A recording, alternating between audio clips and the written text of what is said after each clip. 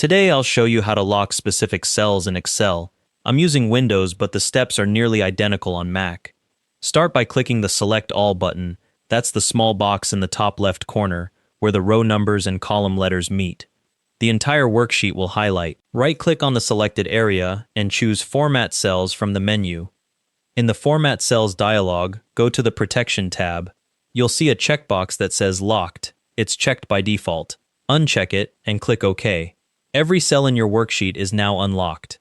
Next, select the specific cells you want to lock. Click and drag over the range. If you need to lock non-adjacent cells, hold Ctrl while clicking each one. Once they're highlighted, right-click and choose Format Cells again.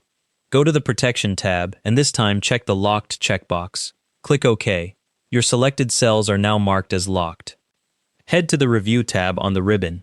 In the Protect group, click Protect Sheet. The Protect Sheet dialog opens. Here you can set a password if you want. Type it into the box at the top.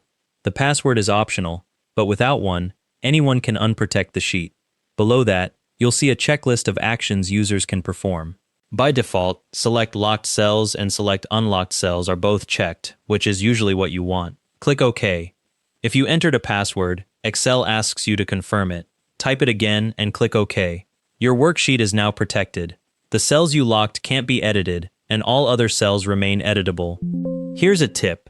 If you forget your password, there's no way to recover it, so choose something you'll remember. When someone tries to edit a locked cell, Excel displays a warning. To unprotect the sheet later, go to the Review tab and click Unprotect Sheet. Enter your password if you set one.